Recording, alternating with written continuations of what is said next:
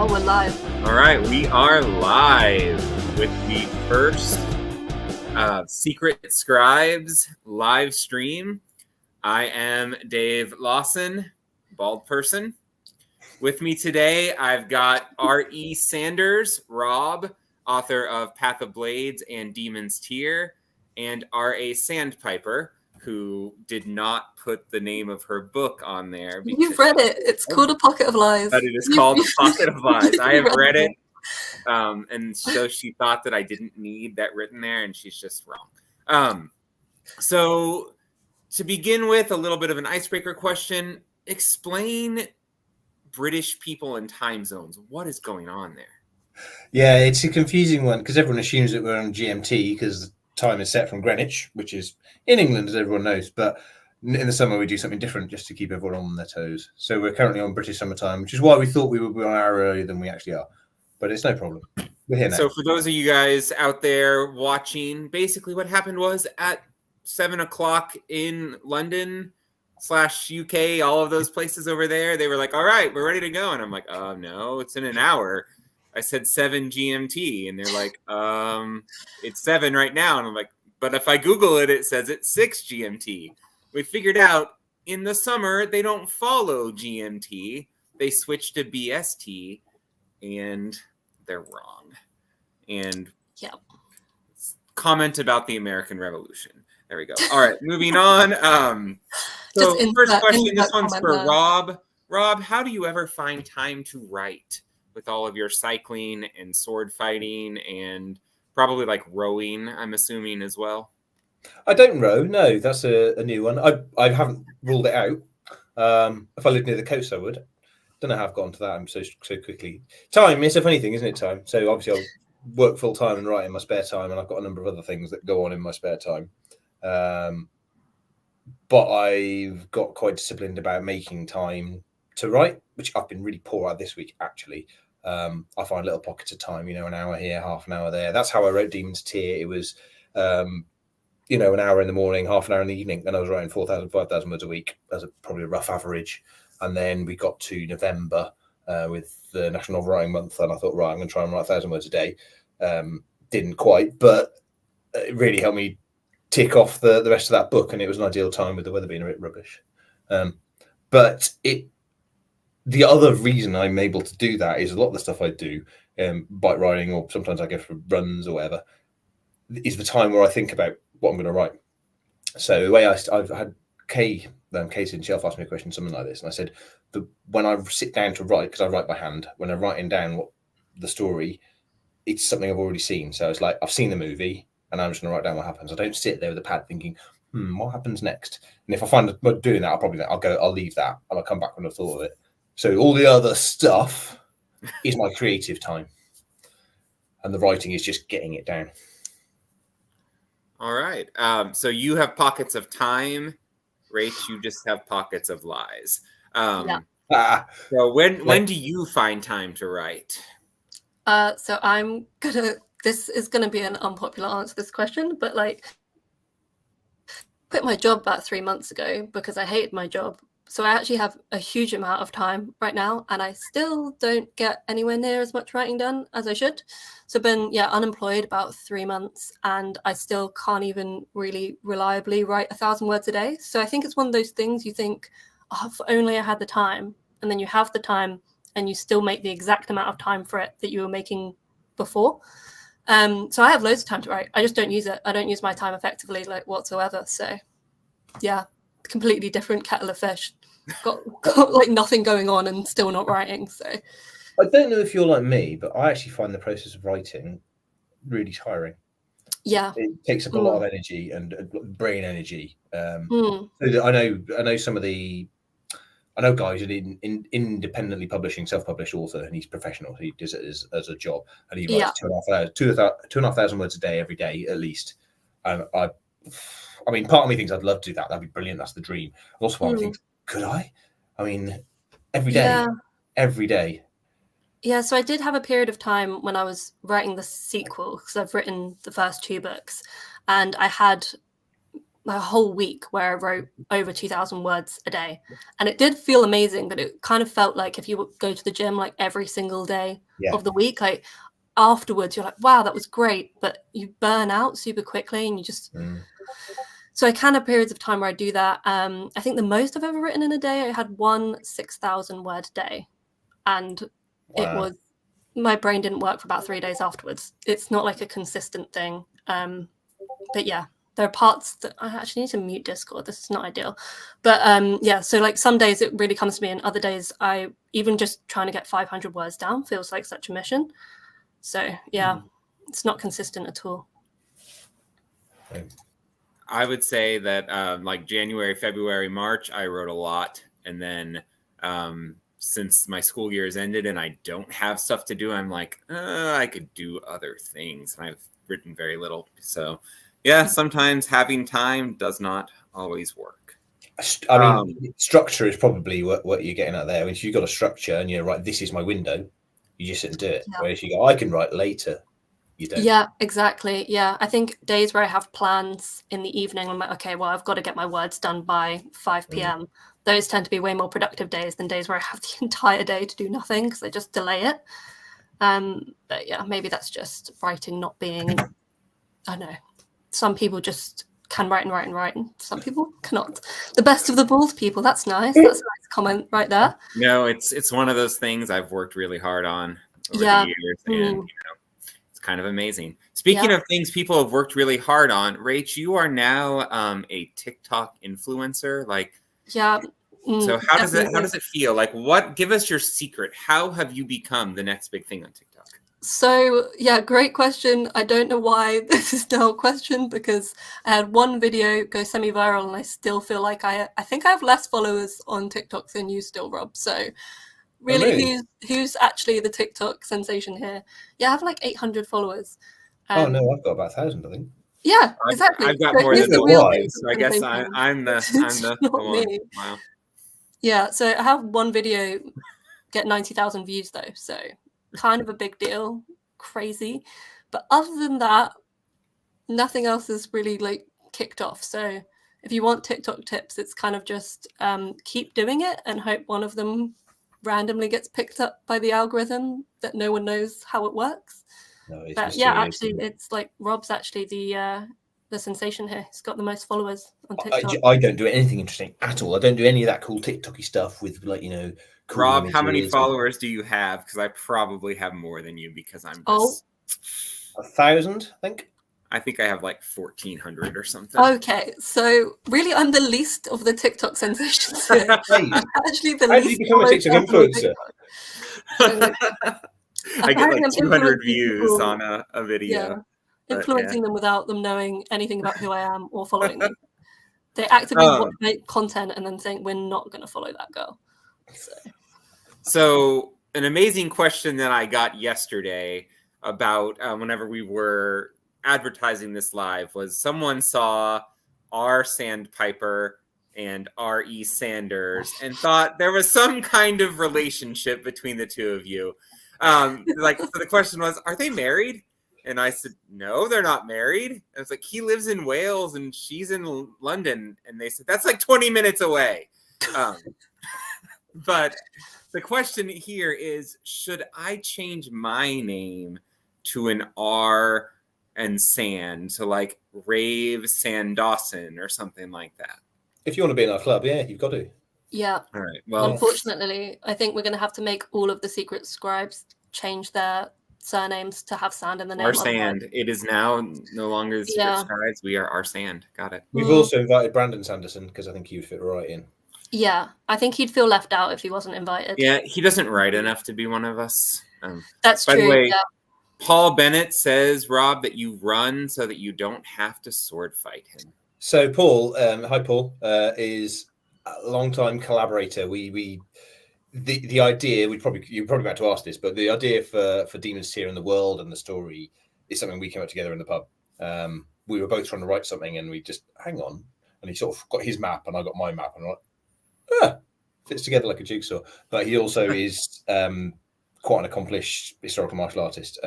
He gave me this, and in the picture where I'm holding a sword, he's a guy about to hit me with it. I got nowhere near, and he just kept whacking me. He actually knows what he's doing.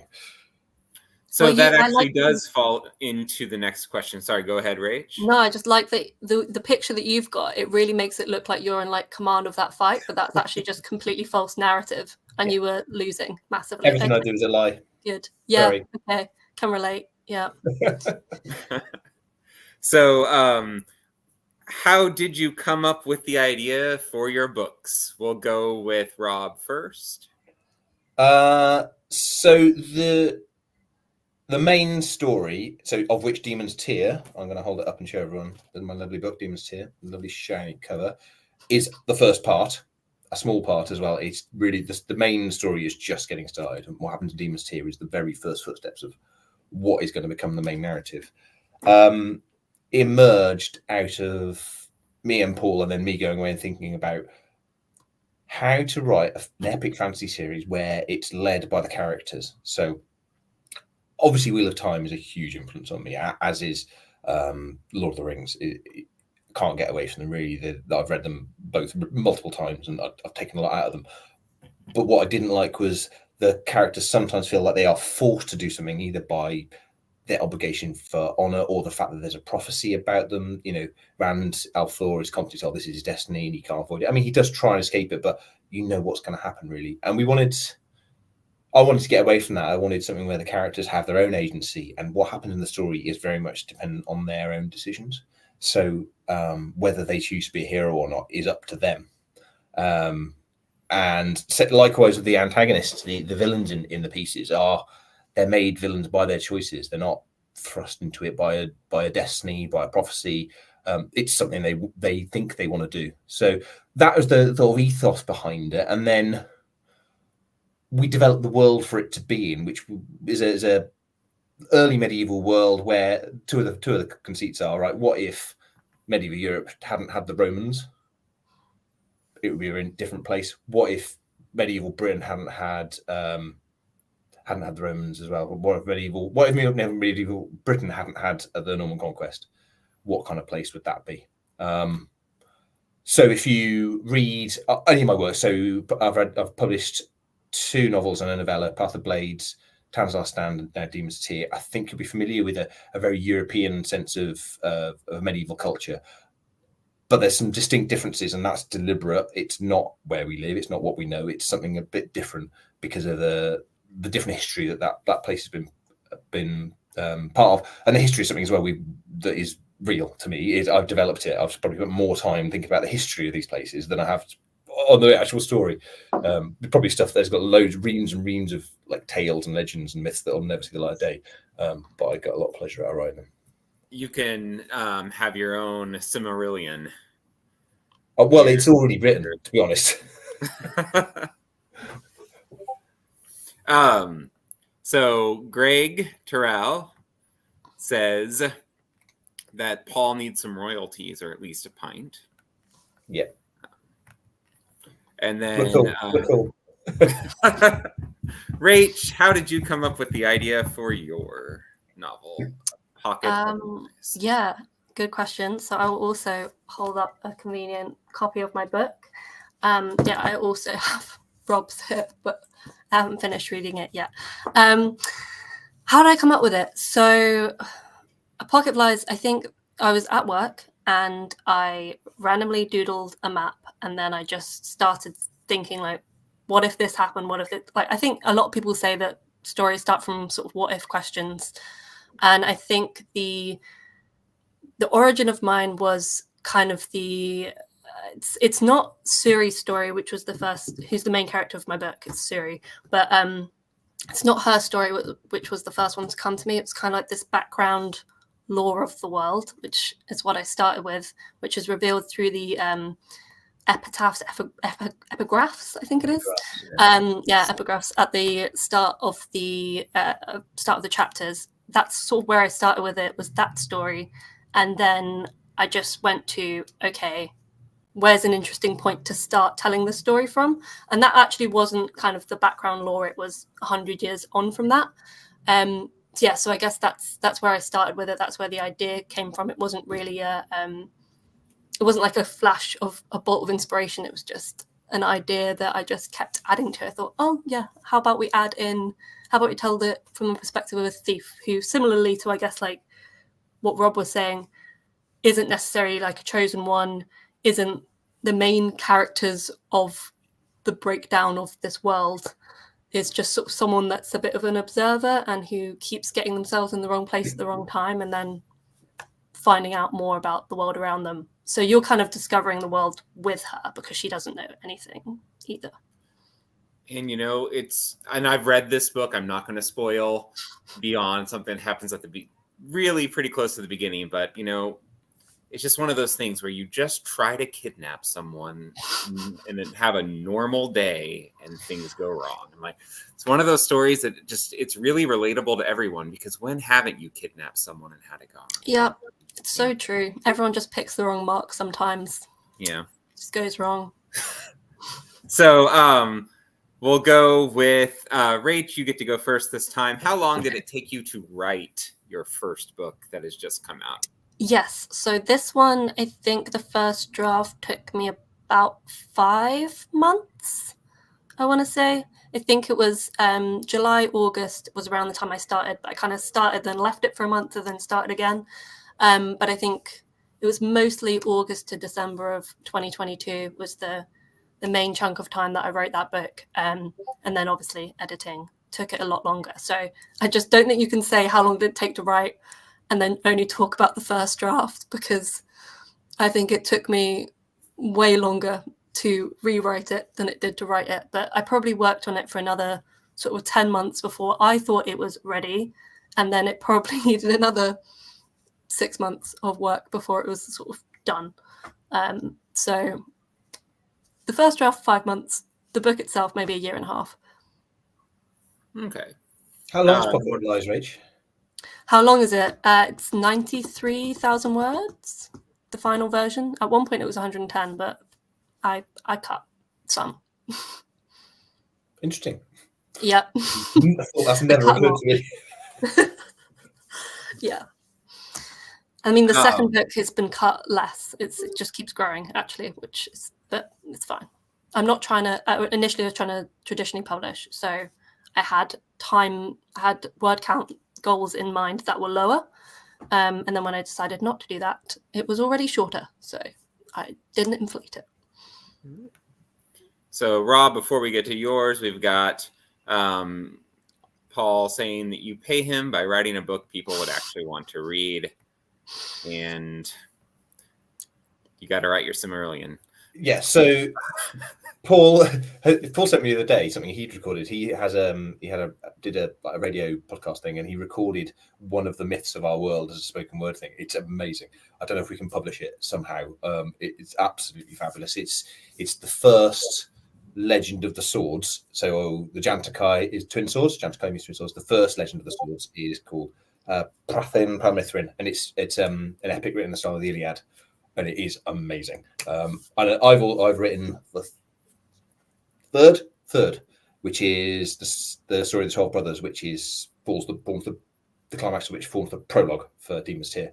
And I have got an intention of reading that as well, because it's written in, this is going to sound so geeky, and I apologize, so pretentious. It's written in Anglo-Saxon alliterative verse, which I got a bit obsessed with after reading Seamus Heaney's Beowulf translation. And it's meant to be spoken aloud because it's very percussive, and it's on consonant sounds. So I would really like to read the whole thing aloud, but it's 680 lines, so it's a bit of an empty. That's really cool. It's really fun. But that's legend that you will have read a very short form of, and the prologue exists. It's real. It's written. It's there. Sounds like a newsletter exclusive. Like people sign up for your newsletter and they get the 680 line epic. Yeah, I'd really like to have an audio version. I'd like to record it, because I think hearing it would be really cool. All right. So we've got how long did it take to write yours, Rob? So mine's a slightly more complicated answer, probably, in that I put pen to paper. The first word I wrote down, I think, was on the 1st of June 2023, and my publishing date of Demon's Tear was on the 1st of June 2024. So it neatly fit into a year. of which probably 9 months was drafting and then 3 to 4 months of editing. That doesn't work, but roughly that. I remember I typed the end on Christmas Eve this year, and then put my laptop away for a good week and didn't think about it, which was great. And then I got into editing big time from the new year to like end of May. So that was the writing process. However, the first ideas for this went down, which we already discussed 20 years ago. So me and Paul were at university together when I graduated in 2003, and it was around that time that we started thinking, can we create something here? And I started writing it then. I wrote half a book. And I rediscovered it when I had COVID a few years ago. I sort of started reading. You know, this isn't good. It's not good, but it's not awful. There is something here, and that inspired me. Actually, if something I'm going to do, I'll do it one day. Well, no, let's make it today. Let's make today that day. Otherwise, I'm never going to do it. So I put it away and thought about it, and then I went away and wrote Town's Last Stand as a bit of a practice, and then I wrote Path of Blades as another practice, and that gave me the confidence I needed to start Demon's Tier, it was quite something. When writing some of the scenes I'd been thinking about for 20 years or more was quite emotional for me. I don't know if it comes across in the book. I hope so, but yeah. Very nice. And I've heard that Demon's Tier is basically the Wheel of Time, but not boring. So I'll accept that as a description. Yeah. Eamon says, "Killing it, guys. Well done. Except for you, Dave. You're doing terrible." Yeah. That part wasn't in the message, but I just assumed it was there. So the next one is, we already know where you got the idea, Rob. Did I ask you, Rach, where you got your idea? Yeah. Okay. I think we did that one. All right. So it wasn't particularly memorable of an answer, so we can just move on. So, Rach, who is your favorite character in your book? Oh, I think so. I have a cop-out answer in that my favorite character that I've written in the series is actually in book 2.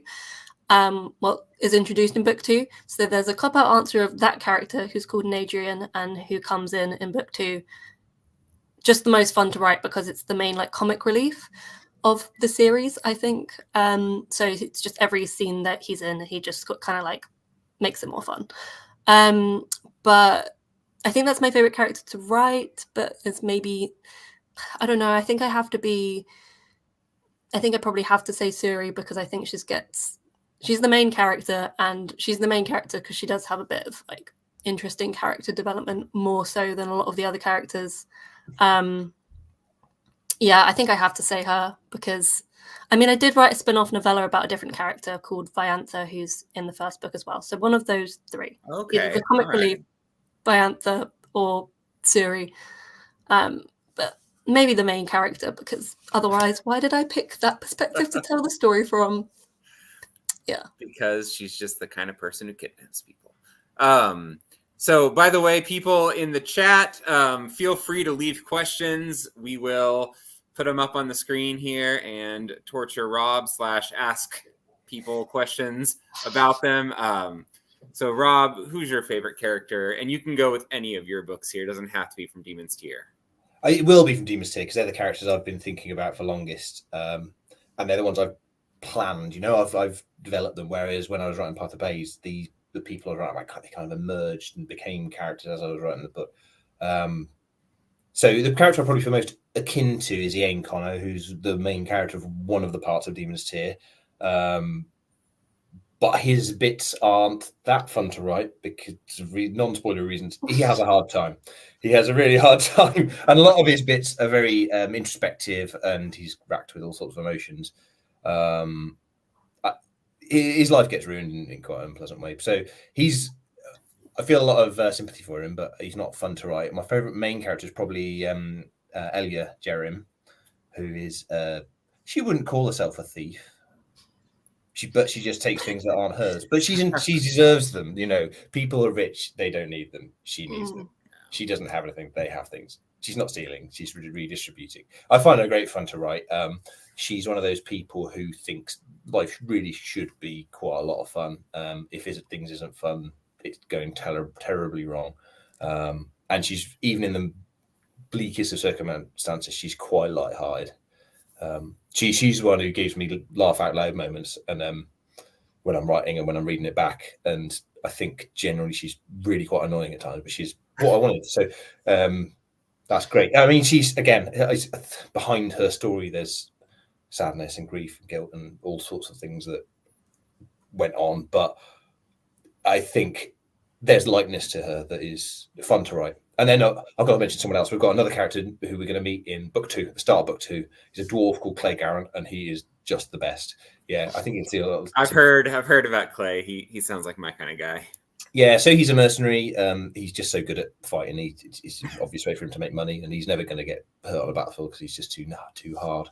But he's going to become very intrinsic to the story. He's going to be an important character. He's going to be a POV character.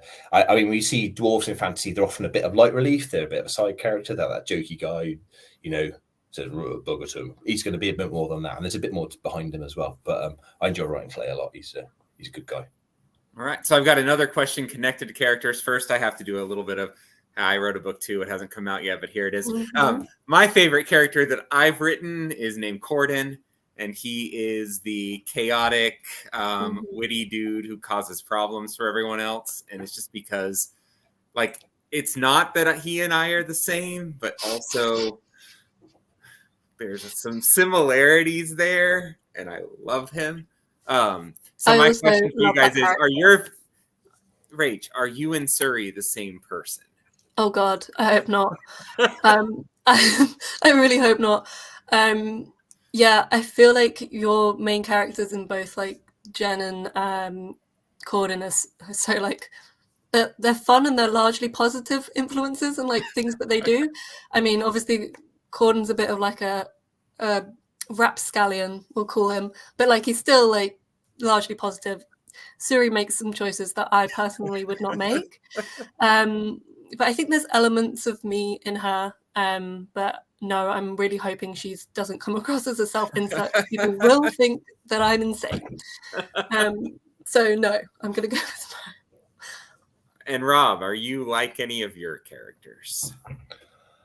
Am I like any of my characters? I don't know. Maybe Ian is what I fear I could be.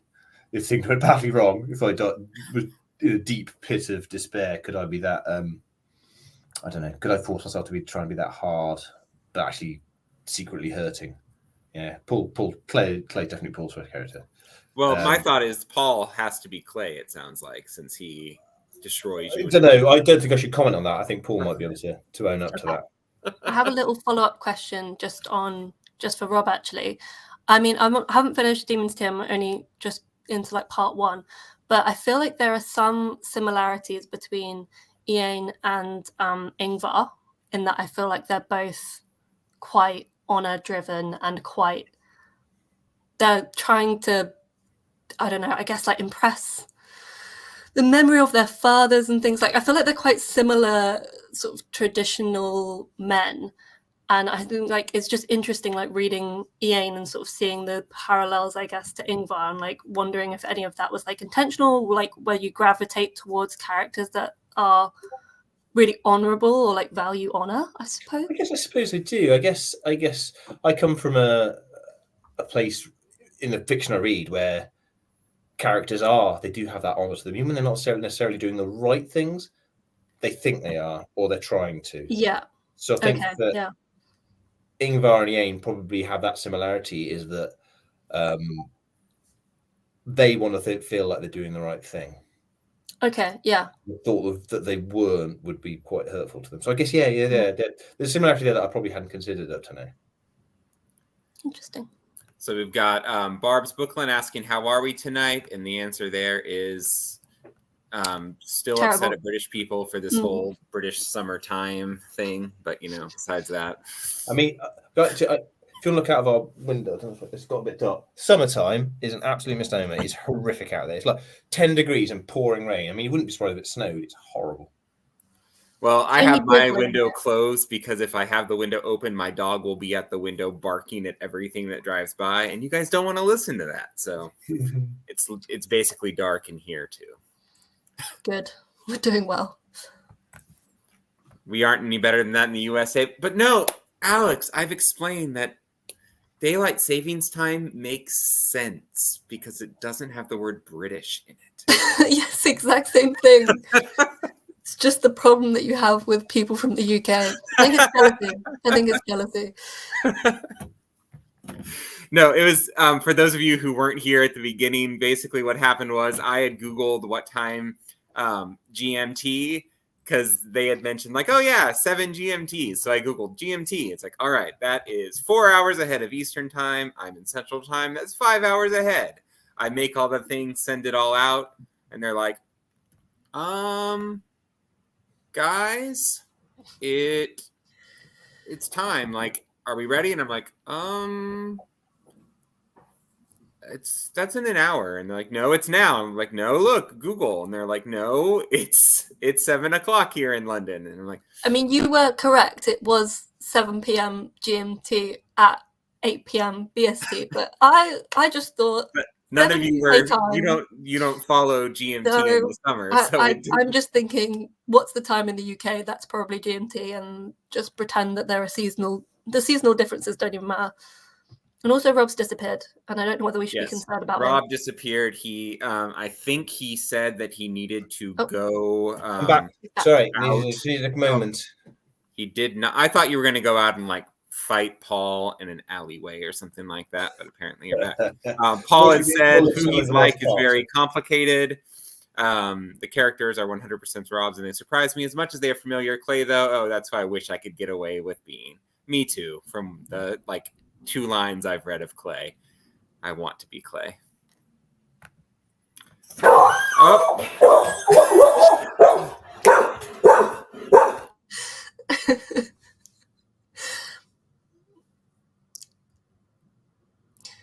Just give Dave a second because I think he's muted himself. Question in the chat about our cover design. Yeah.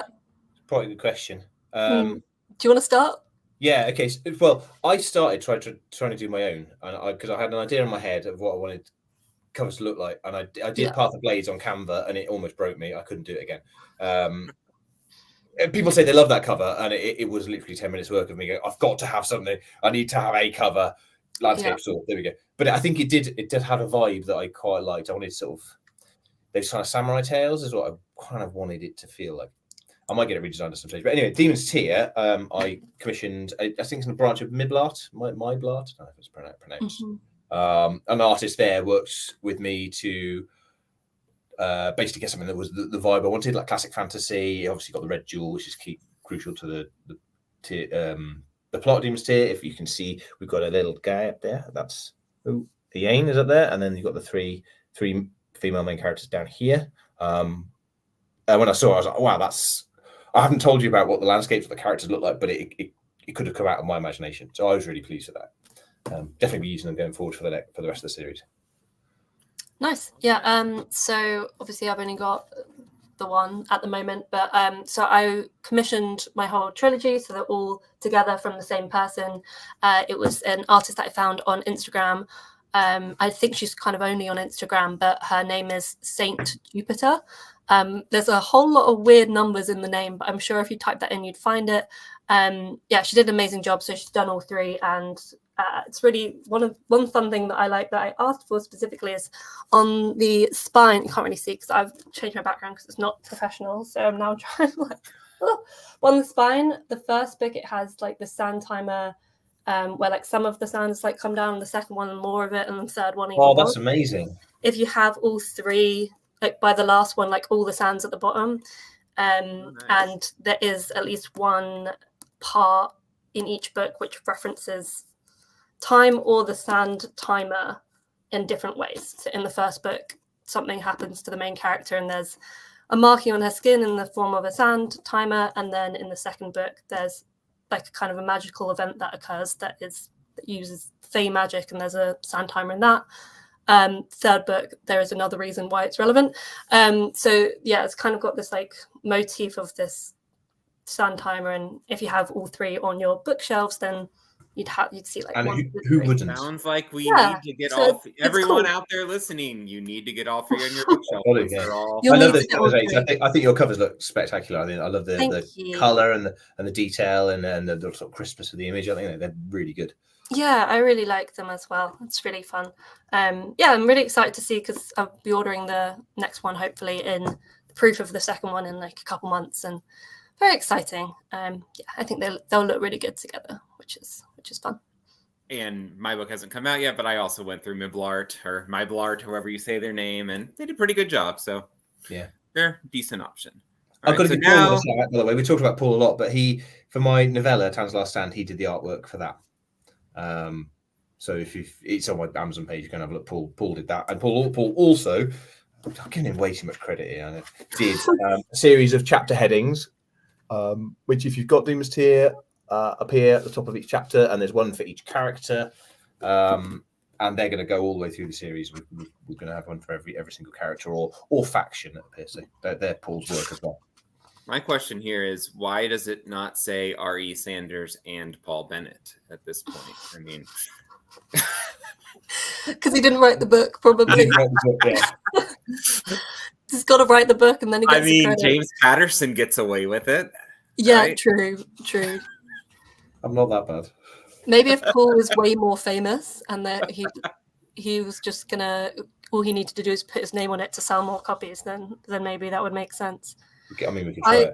Also feel like I need to use this moment just to also quickly shout out that I also have internal art, and one of my like friends did these. Oh, that's so nice. I have one at the start of each. I can't find them all right now. I have 3 pieces of internal art, and my friend George did those, and they're amazing. So in the topic of art, I was going to mention that.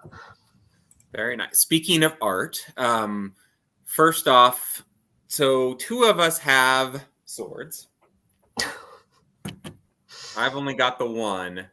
Rob's got the 3. So the question here is for Rach. When will you be purchasing a sword? It's a great question.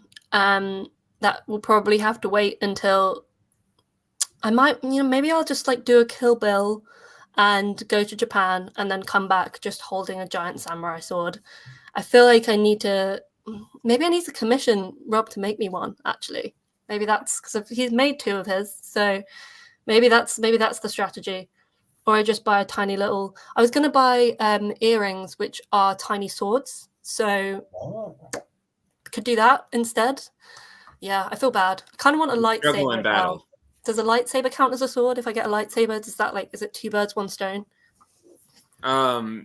Purists in the chat, does a lightsaber count as a sword? Alex says, Rach, you've hit 100 sales. Celebrate with a sword. I actually hit it today, so I could buy a sword. Woo!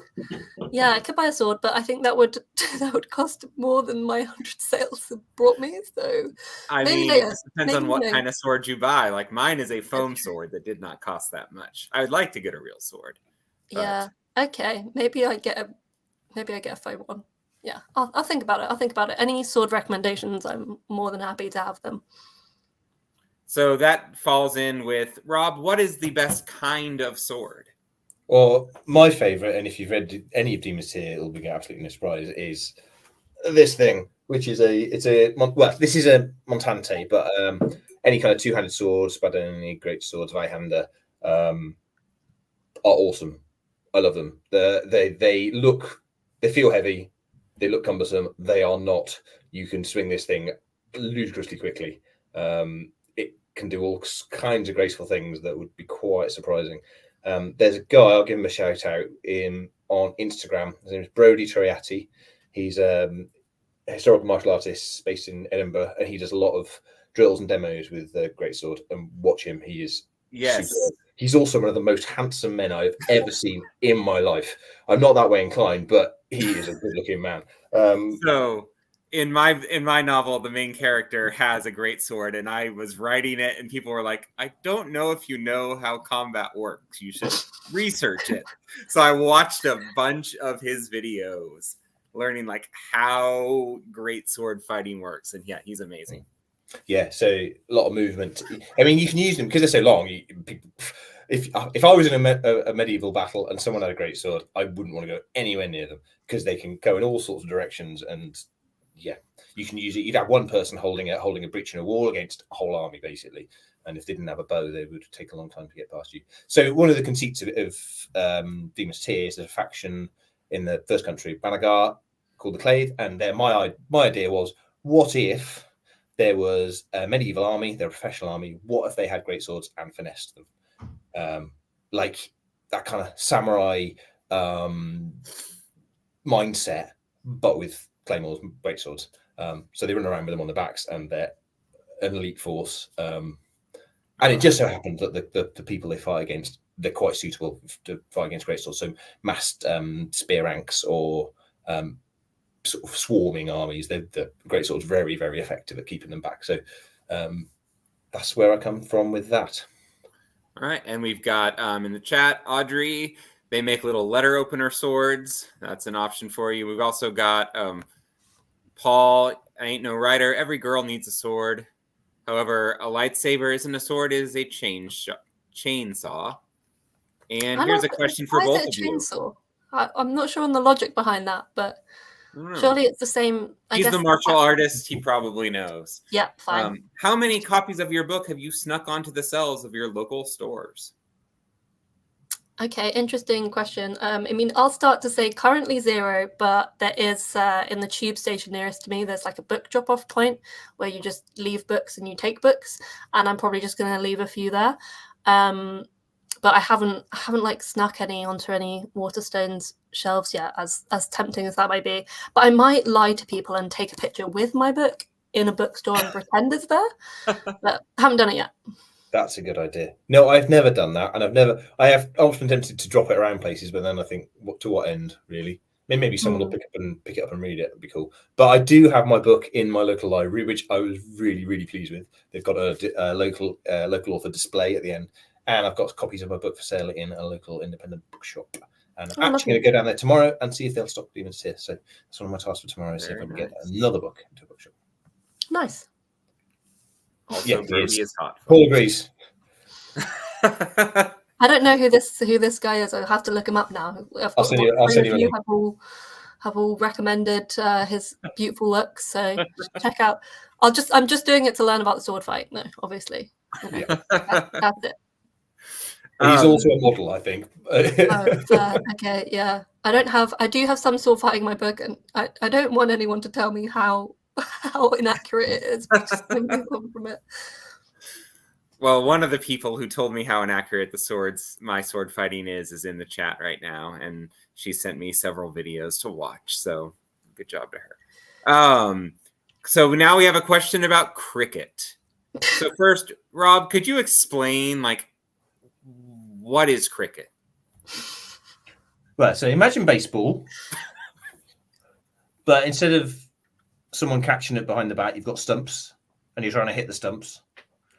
And no, I can't go on. Yeah, it's an English game that I absolutely adore, and I really like it when people are confused. I went on a trip around New Zealand several years ago and checked into a hostel, and it was when there was a cricket series on Australia v England. So it was a big one, and the owner of the hostel was a Kiwi, and he was like, "Oh yeah, we'll have the cricket on," and it with loads of Americans watching it. We're like, "What is this? What is happening right now?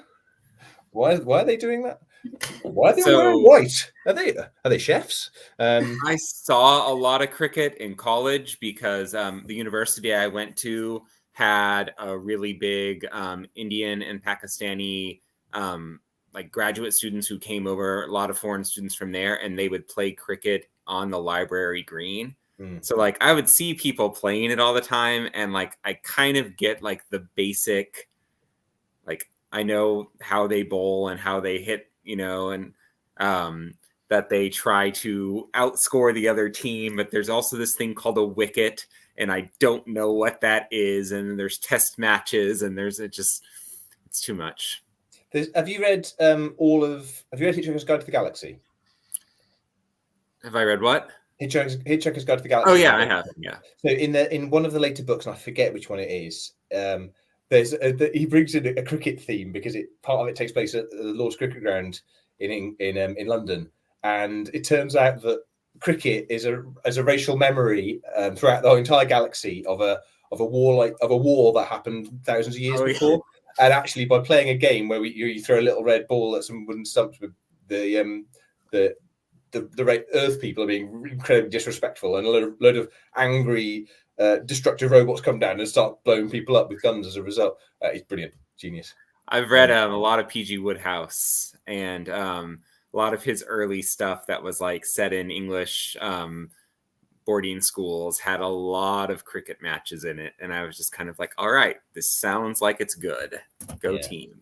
It's one of those games. It's very old-fashioned. It's very sedate. It appears very calm and placid, but if you're the batter, the top flight bowlers can bowl the ball at 90 miles an hour plus, and it's not a softball. It's a bit like a baseball. It's cork inside with leather stitched. It's like a rock. It's like someone throwing a rock at you at 90 miles an hour. It's pretty serious.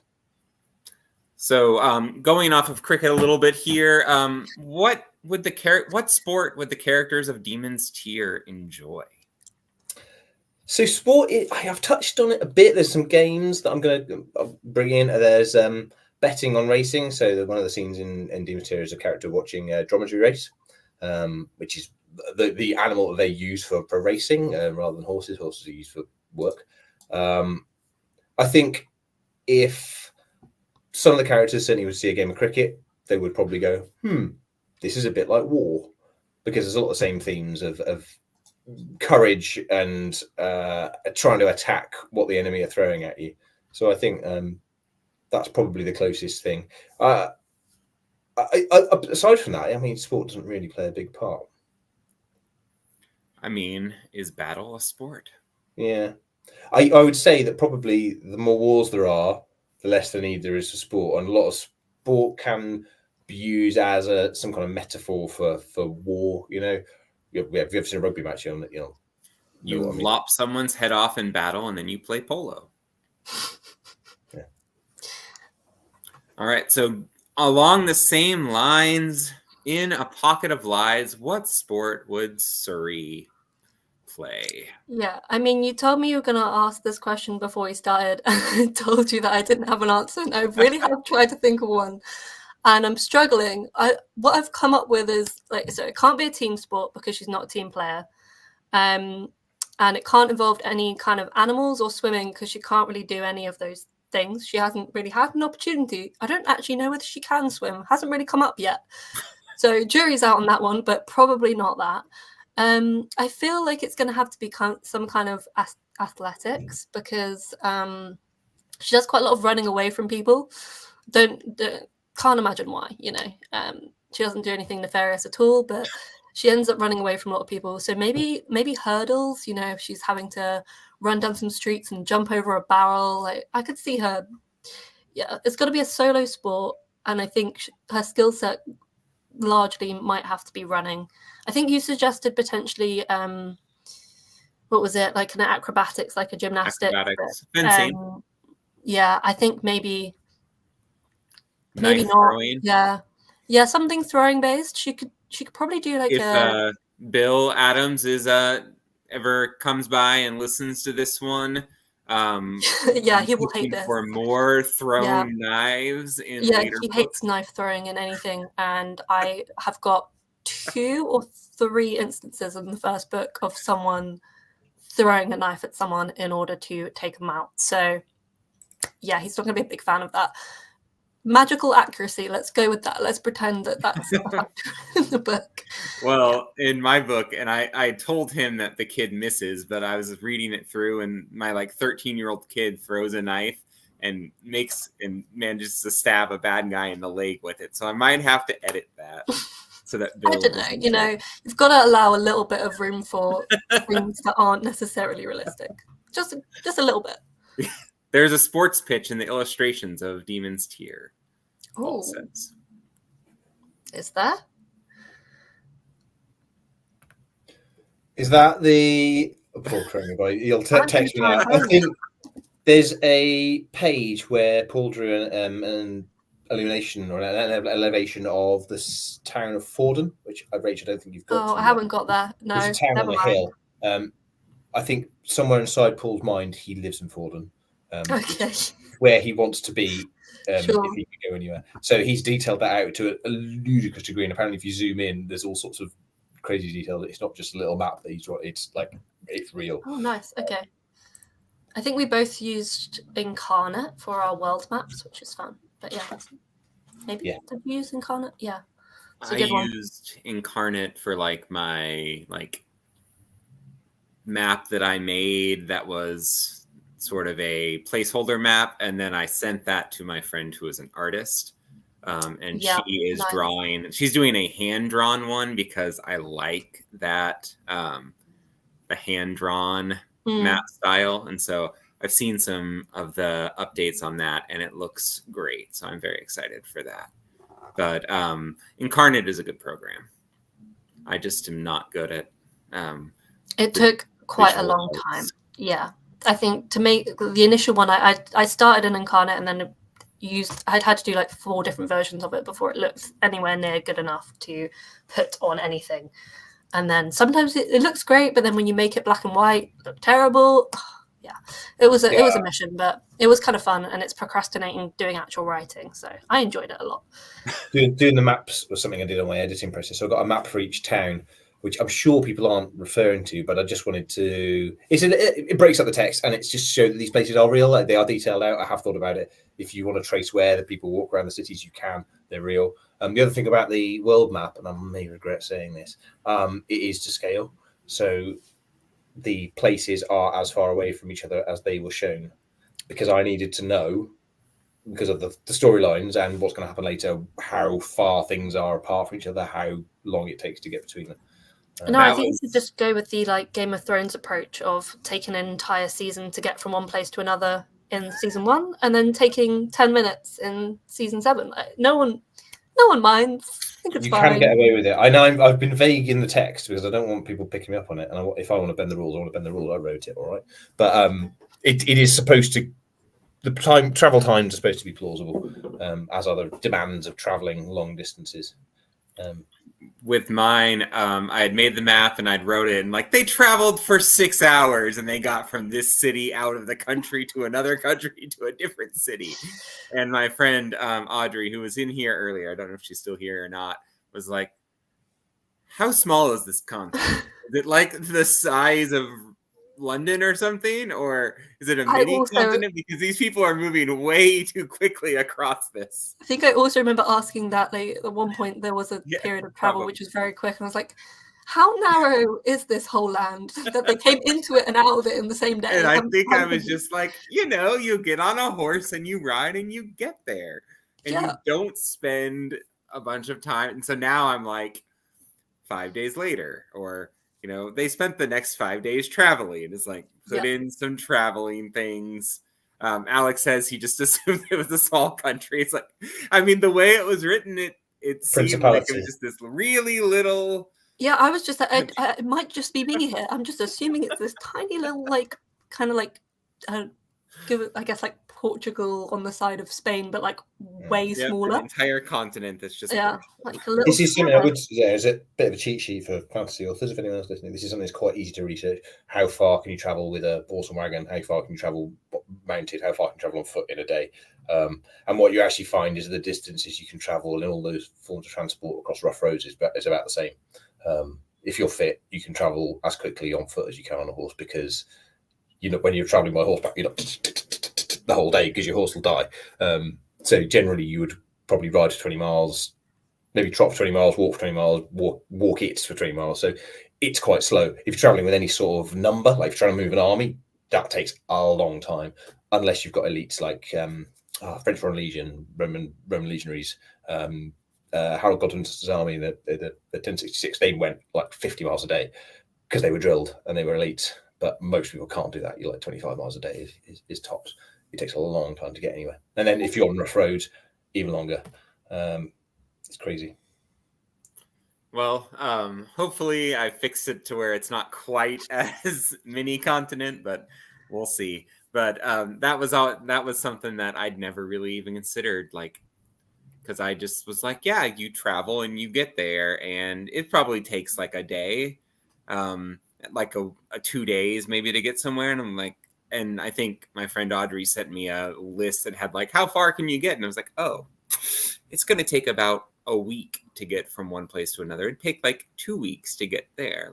I need to change some things a little bit. I got to the end of Demon's Tier because slightly spoiled. There is a meeting of characters at the end, so obviously the timings have to marry up. And I got to the end and just did some calculation to work back, and I was like a month apart. I was a month wrong. I had somewhere a set of characters doing absolutely nothing for a month while the others kept moving. So, well, I will remember that for future reviews, and I'll be like, 5-star book, except where the hell were they? But if you're not going to review it now, that's a 3-star now. I'm pretty confident that there's nothing in the timings that will stand out. It's all just about there or thereabouts. All right. Let's see. People in the chat, do we have any further comments before we wrap this first inaugural Secret Scribes live up? By the way, if you're still here and you're listening, we are part of the Secret Scribes. I don't even think I mentioned that because I suck at promotion. So it is a fantasy author collective. There are 12 of us, and we've come together to just kind of build some community, meet some people, have some people that we can kind of have in our corner. And we're really excited to see where things go. And Rach is the only person here who got invited by 2 different people, because Rob invited her and I invited her because she's just that cool. And she's also the most famous of us already. Yep. I'm so famous. That's so true. No, it's just a weird coincidence that we happened to meet through Fiverr. I feel like that was like a really strange, like extra level of like, oh, these people all know each other. It was a very odd coincidence, but yes. The day you sort of started putting this together, Dave, I had messaged Sean O'Boyle that day and saying, we should do something together. We should do something that brings a group together, because I think we could be stronger as a group. And then you put the thing, I was like, there we go. It's fate. This is meant to happen. Greg, I invited you and you didn't check your Twitter for like 5 days because you were going down a river somewhere or something like that. It's basically just becoming group therapy, though, and I think I'm really here for that. I'm all for that, this bad thing happened. Oh, same. That happened to me like a year ago. Like, it's good. It's nice. So Eamon has asked, as you debut, as his debut is going through the edit phase, just wondering, how did your guys find it? Did you change it much with editing? I can start. So I did change the first book quite a lot. But I think that was because Pocket Lies is like the second book I've ever written, and the first book that I wrote before that was a few years ago. So I felt like I was still finding my feet a lot, and I wasn't 100% confident on where I wanted the whole trilogy to go, and I hadn't planned it as much as I should have. So I think it went through a lot because the pacing was quite off. But book 2, I think it was very different with the editing phase because I planned it a lot more. So I think there isn't really an answer to that question. And I think a lot of it will come back to how much you planned. And because if you pantsed it, I think you do end up doing a lot more editing in post. And I think if you planned it, a lot less. So yeah, that's my take on that. I mean, mine is not out yet, but I have definitely changed a decent amount since the first draft, and like a good amount since I sent it out for beta readers. So it definitely is something that I've changed some. Rob, what about you? Yeah, I the way I work is I write a first draft on by hand, type it up. So that's my first edit before anyone sees it. And then I've got a couple of close beta readers who are friends who love to read, basically. And they give me like real quick first impressions. So as I'm writing, they feed back with, I like this, I don't like this, I'm confused about this. So I very quickly get feedback. So by the time I've got the document as a manuscript, it's probably had me looking at it 2 or 3 times, and then it's had a couple of other pair of eyes on it to start with, which is normally a good point to start. And then I go through and read it really critically. And if there's anything that doesn't ring true or doesn't work, I've tried to be going around just line through it, have another go. I mean, you don't want to publish something you're not 100% happy with. So that's like the structure part of editing, I suppose, is making sure all the bits are in the right places, chapters end and start at the right place. Are there any chapters need rewriting? And then after that, it's checking for typos, checking for continuity of grammar, checking for continuity of spelling, checking that all the words you've made up are spelled correctly all through the book. Because that's embarrassing. If you get your own words or your own character's name wrong, you've got no one to blame but yourself. So yeah, and I after Demon's Tier, when I aimed for a 110,000 word book. When I finished it, it was 135, and by the time I finished editing, it was 145. We've got who would win in a fight between all of your characters, both Rob and Rach. I read this as who would win in a fight between Rob and Rach. I think that's the question I want to go with here. Rach, 100%. Absolutely not. Absolutely not. I have an answer to the characters question, but I know I would lose with. I know I would personally lose that fight. I mean, the 3 swords I think that already answered that question. And also I do know exercise, and he does like 6 different types of exercise. So yeah, I think Rob can take that one. But the characters, I would I'm gonna say mine only because I've got the loophole of more magic in my universe.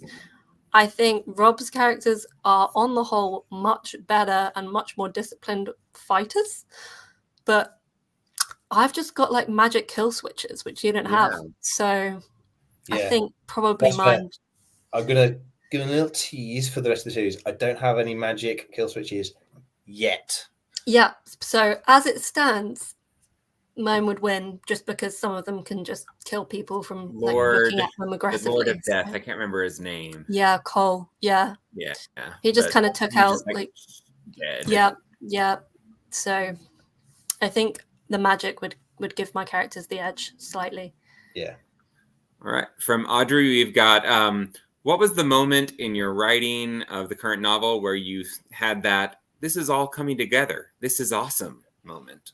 Does that ever happen? I mean,